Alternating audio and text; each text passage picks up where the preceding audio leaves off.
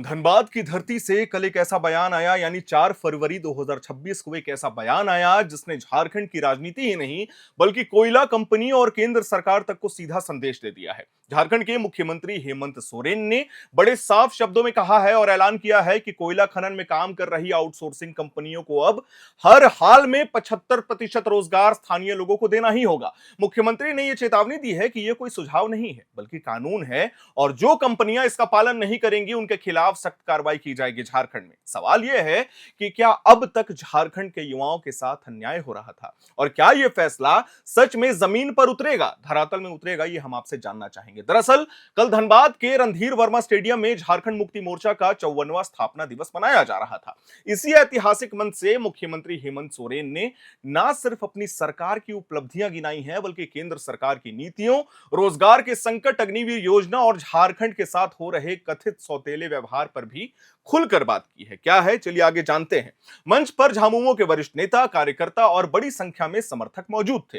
मुख्यमंत्री ने अपने संबोधन में सबसे पहले कोयला खनन का ही मुद्दा उठाया। उन्होंने कहा कि झारखंड देश को कोयला देता है, देश की बिजली की रीढ़ है, लेकिन यहां की खदानों में काम करने के लिए बाहरी राज्यों के लोगों को ही प्राथमिकता क्यों दी जाती है, जबकि प्रावधान यह है कि 75% जो लोग होंगे वो स्थानीय होंगे। उन्होंने साफ कहा है कि आउटसोर्सिंग के नाम पर झारखंड के युवाओं को दरकिनार करना अब स्वीकार्य नहीं है। सरकार ने 75% स्थानीय रोजगार को लेकर कानून बनाया है और इस पर कड़ी निगरानी रखी जा रही है। मुख्यमंत्री ने दो टूक कहा कि जो कंपनियां स्थानीय युवाओं को रोजगार नहीं देंगी उनके खिलाफ कार्रवाई तय है। उनका यह बयान सीधे तौर पर उन कोयला कंपनियों और ठेकेदारों के लिए चेतावनी माना जा रहा है जो अब तक स्थानीय नीति को नजरअंदाज करते आ रहे थे और बाहरी लोगों को सबसे पहले प्राथमिकता दे रहे थे। यह मुद्दा खासकर धनबाद और आसपास के कोयलांचल इलाकों के लिए बेहद अहम माना जा रहा है, जहां बेरोजगारी लंबे समय से एक बड़ी समस्या रही है। इसके बाद मुख्यमंत्री हेमंत सोरेन ने अपनी सरकार की उपलब्धियों का जिक्र भी किया है।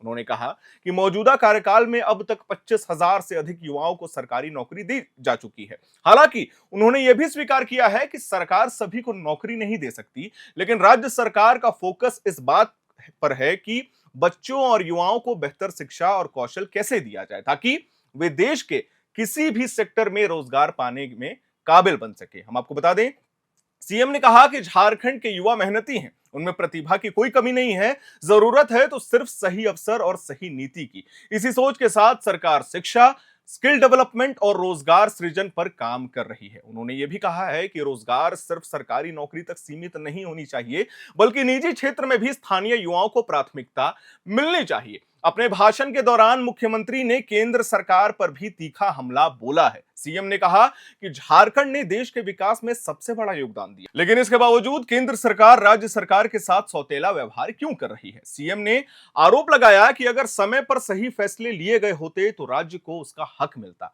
आज झारखंड देश का सबसे विकसित राज्यों में गिनती हो सकती थी झारखंड की, अगर सही समय पर सही फैसले लिए जाते तो। मुख्यमंत्री ने कहा कि झारखंड के खनिज संसाधनों से पूरा देश आगे बढ़ा है, लेकिन बदले में राज्य को सिर्फ समस्याएं मिली हैं। उन्होंने यह भी कहा है कि विकास विरोधी ताकतें और बेईमानी के कारण झारखंड को नुकसान हुआ है, लेकिन पिछले 6 वर्षों में उनकी सरकार ने राज्य को दोबारा विकास की पटरी पर लाने का काम किया है। अब ये सवाल हम आपसे पूछते हैं कि क्या यह धरातल पर सही है, हुआ है?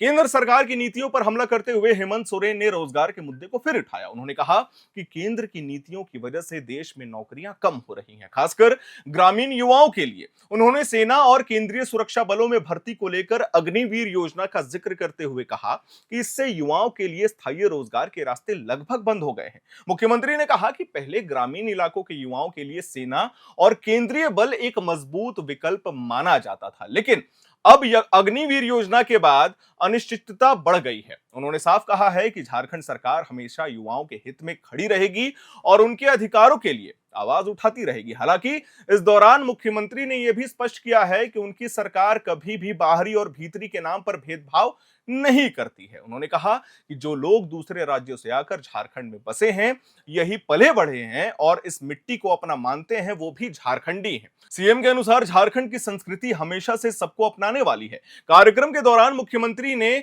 आने वाले नगर निकाय चुनाव और पंचायत चुनावों की ओर भी इशारा किया है, उनके बारे में भी बात की है। उन्होंने कहा है कि राज्य में शहर और गांव की सरकार बनने जा रही है।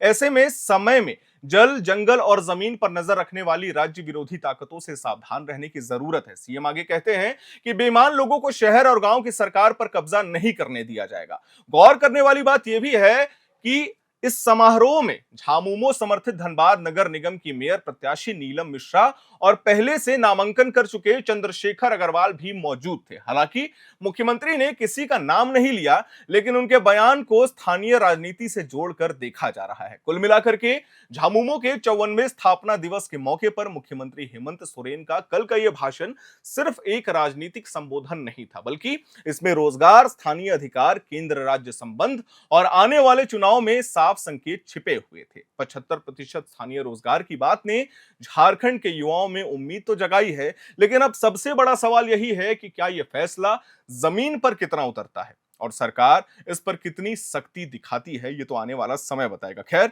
इस पूरे मामले को लेकर के आपका क्या विचार है, आप क्या सोचते हैं, ये हमें कमेंट बॉक्स में जरूर बताइएगा। मैं उम्मीद करता हूं आपको हमारी ये जानकारी, हमारी ये वीडियो पसंद आई होगी। इसे लाइक करें, शेयर करें, हमारे चैनल को सब्सक्राइब करें। कैमरे के पीछे मौजूद है मेरी सहयोगी सुमन, मेरा नाम है हर्षित और आप देख रहे हैं एयर नाउ।